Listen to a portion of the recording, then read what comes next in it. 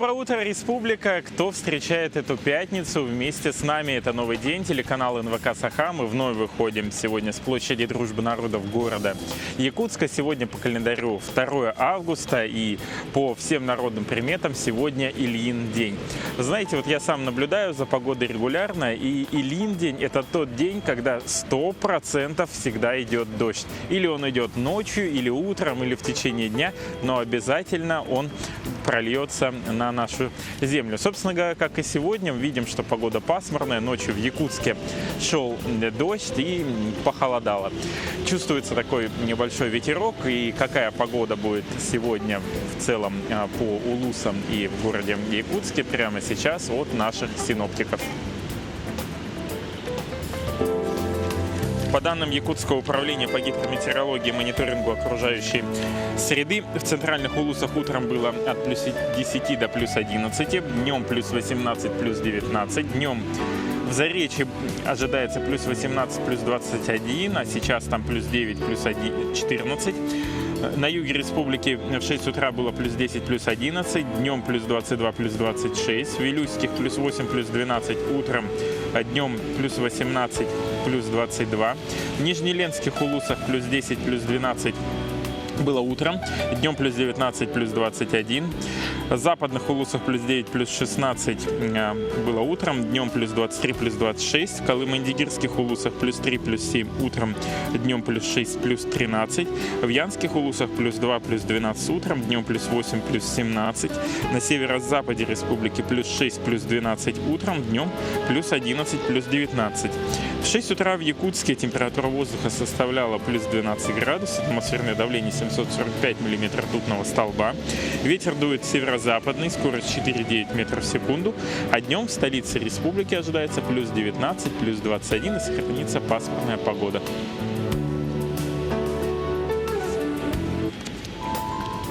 Но вот если еще взять и одну примету, которая тоже 100% совпадает, это то, что до покрова обычно снег должен лечь. Но до покрова еще далеко, а сейчас предлагаю послушать, какие были новости в республике, в России и в мире от нашей информационной службы.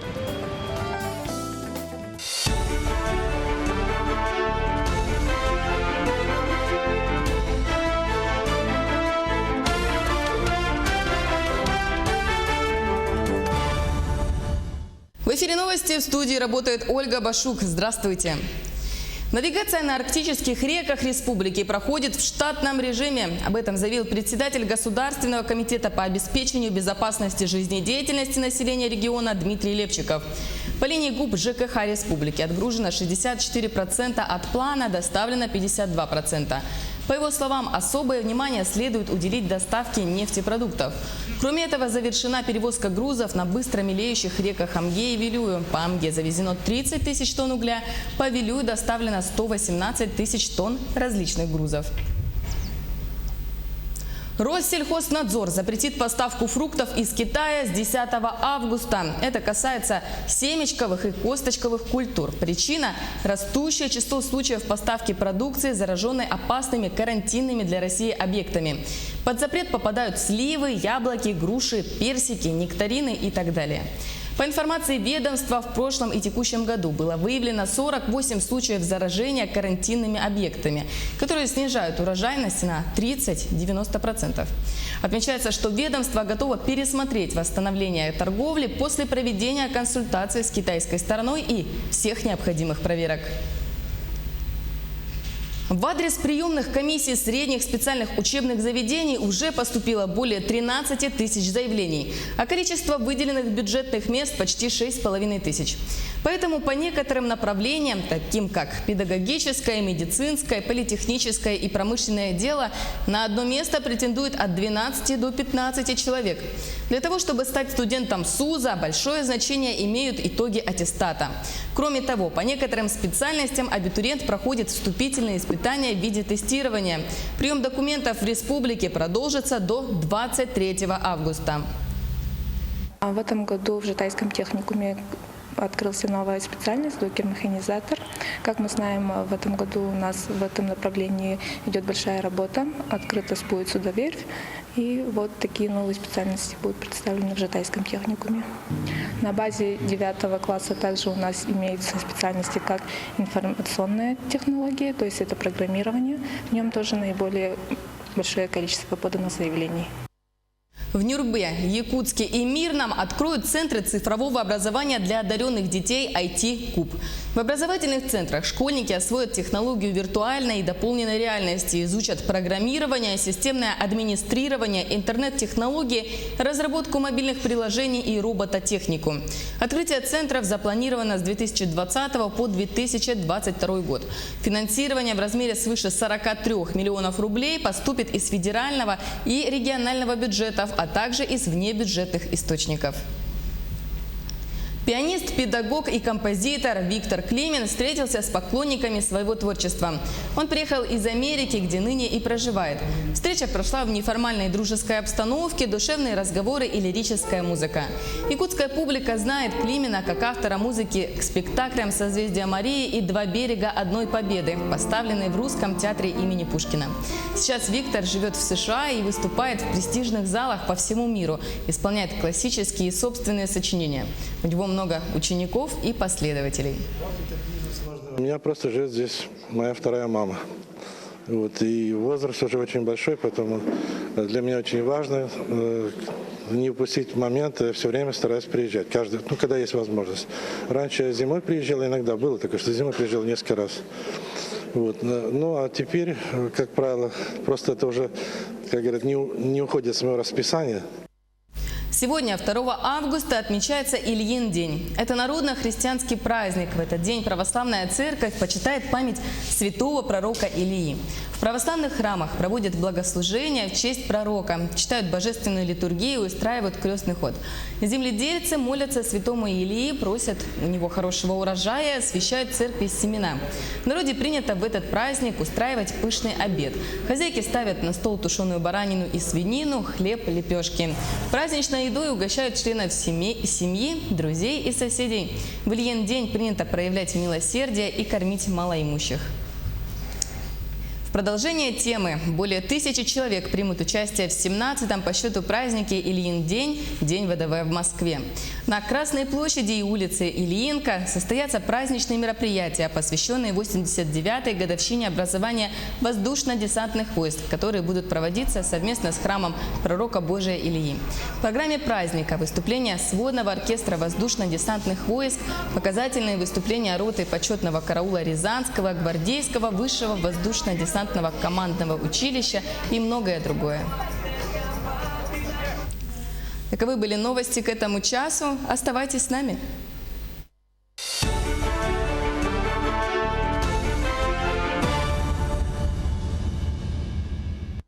Спасибо большое, коллеги с информационной службы канала Якутия-24. А мы продолжаем. И у нас на площади Дружбы подошел гость. Это Прокопий Бубякин, который является координатором акции «Гордость Якутия», народной премии, которая проводится в рамках года консолидации тоже. И вот сейчас начался прием вновь заявок, да? Доброе утро. И я очень рад видеть, что вот новый день выходит прямо с улицы, с площади. Тут очень свежо, очень дышится хорошо. Да, сейчас вот, мы запустили новую номинацию премии «Гордость Якутии». Это медицинский работник, который вот, отборочное голосование стартует 5 августа.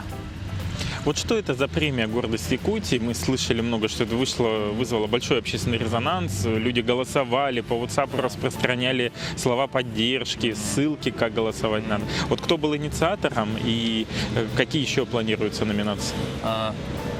«Гордость Якутии» проводит холдинг «Сахамедиа». Это холдинг правительства. Оно уже проводит 2-й год. «Гордость Якутии» это то, что мы хотим сказать спасибо тем, кто в своей профессии работает качественно, работает без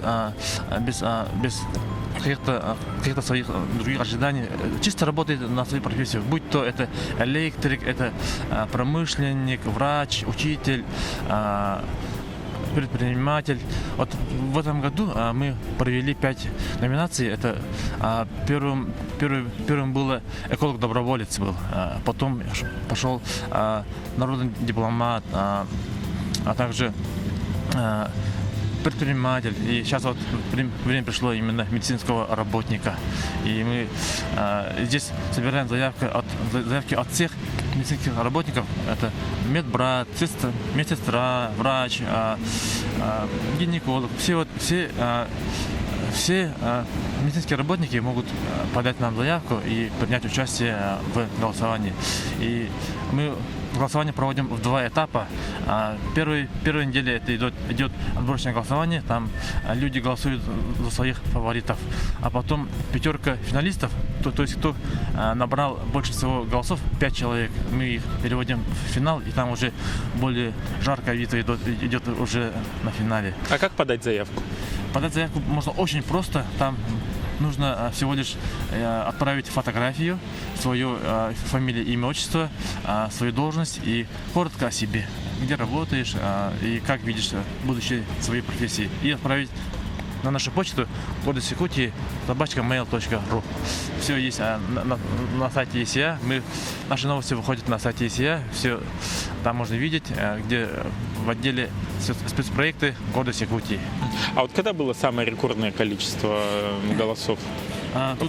Тут можно угадать, самое рекордное голосование было в номинации «Труженик села», где вот сельские работники приняли участие. Там они, наверное, самые еще активные WhatsApp-пользователи. Самые активные WhatsApp-пользователи.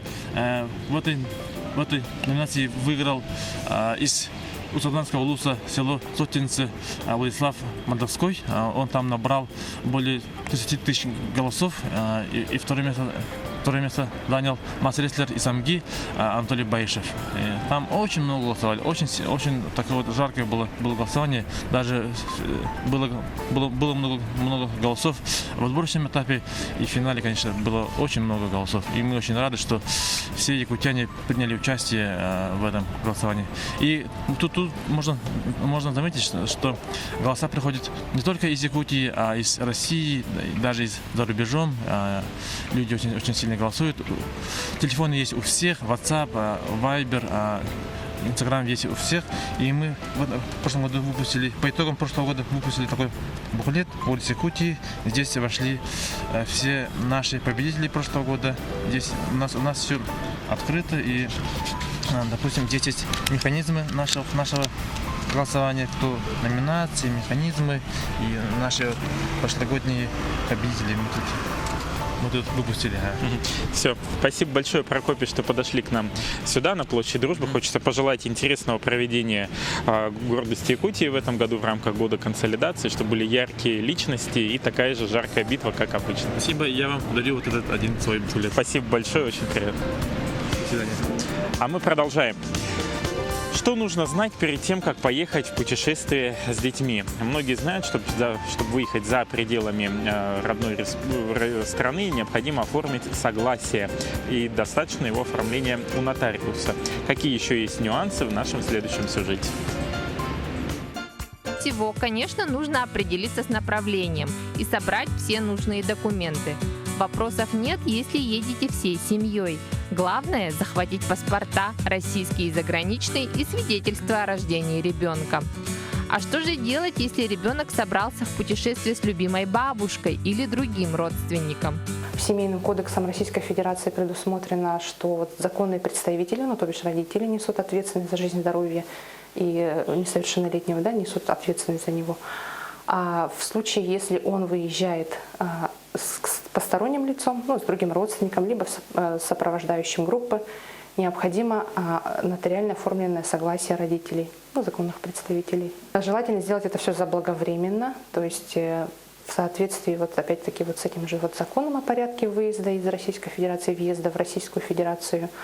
Это согласие оформляется на конкретный срок с указанием государств, городов, которые несовершеннолетний намерен посетить. Активная молодая мама Мария Столярчик часто едет с дочками по миру. Признается, что как только ударят крещенские морозы, начинает паковать чемоданы. У меня старшая путешествует с 2 лет, а младшая еще с животика.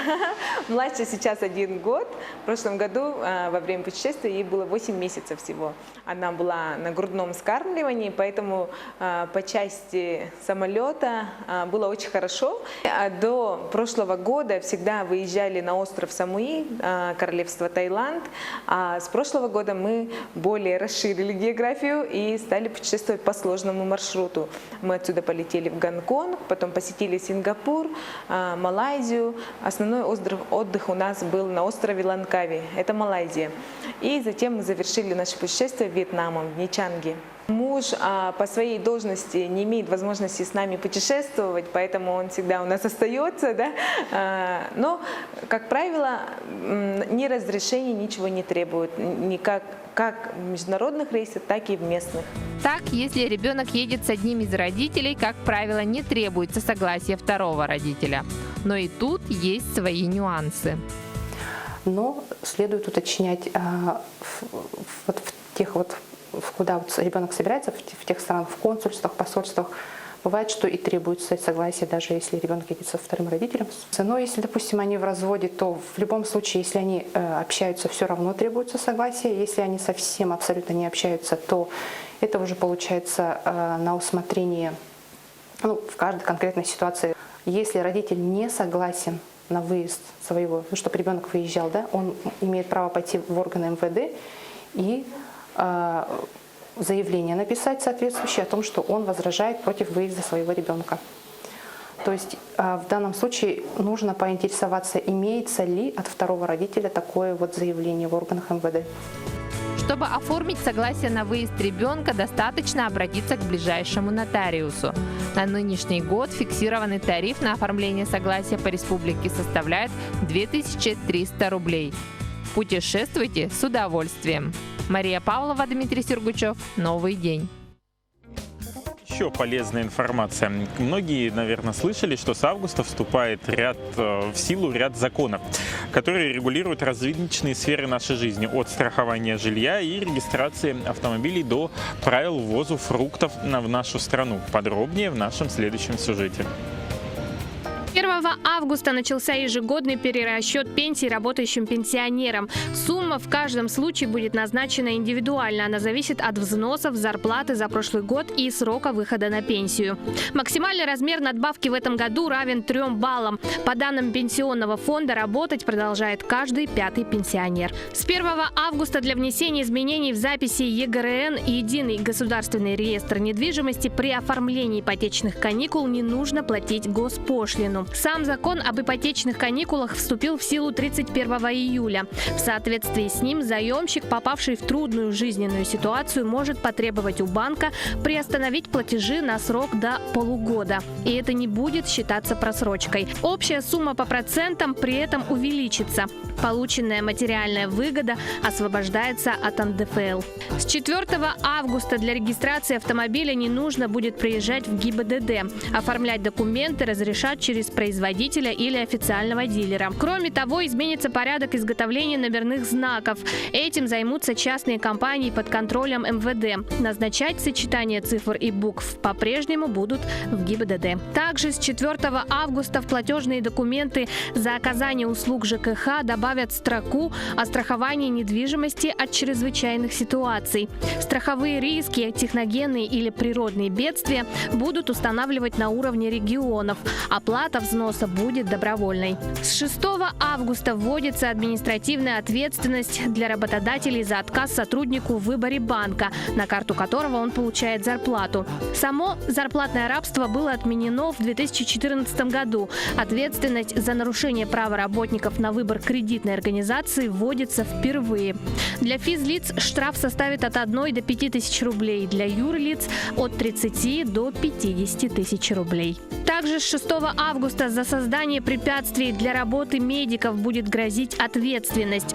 Административным правонарушением будет в том числе считаться отказ пропустить машину скорой помощи. За это устанавливается штраф до 5000 рублей и лишение водительских прав на срок до года. Если в результате помех работе врачей будет нанесен вред здоровью пациента, ответственность станет уголовной. Статья предусматривает до 2 лет лишения свободы. В случае смерти пациента тюремный срок может составить до 4 лет. С 19 августа в Россию можно будет ввести без фитосанитарных документов до 5 килограмм фруктов или овощей и не более 3 букетов цветов.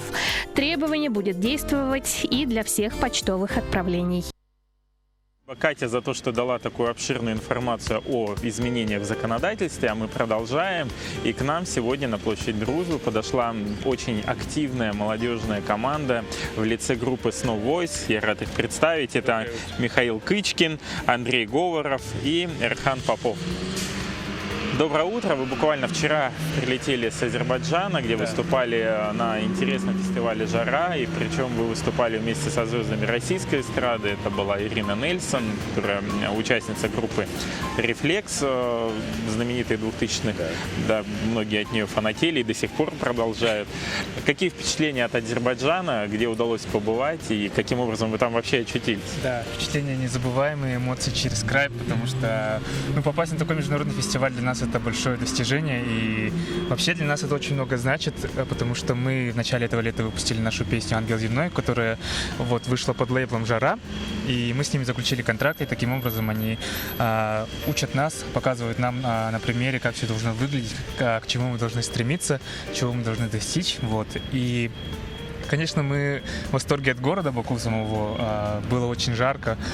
Море. Купались? Да, купались на море. Очень красивый город. Архитектура тоже очень такая своеобразная, интересная. Жители очень гостеприимные, и было нам очень приятно там побывать. Да. А как вообще вы попали на «Жару»? То есть какой-то отбор был, где-то отправили свое видео или как?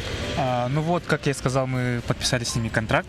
Именно благодаря этому они нас пригласили туда, чтобы набраться опыта, почувствовать сцену большую, перед большой публикой поработать. И с Ириной Нельсон мы знакомы с этого года, да? В начале этого года мы с ней познакомились во время съемок ее клипа «Давай танцуй».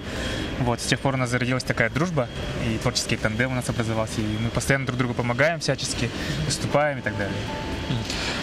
Что еще удалось на фестивале? Может, с кем-то познакомиться, может быть, где-то какие-то творческие контакты наладить? На фестивале было очень много звезд первого эшелона. Там Григорий Лепс, Тимати, Ольга Бузова, там Лобода, Светлана. Филипп Киркоров. Было очень много звезд, и видеть их воочию, это было очень странно в первое время. Но потом, во время фестиваля, мы за кулисами со многими пообщались, и сделали фото, там, с некоторыми обменялись контактами, и, в общем, надеемся на разные коллаборации, да? Да, и самое интересное то, что многие нас запомнили после выступления, они нас подчеркнули, сказали, что мы очень яркие, энергичные, выделяемся.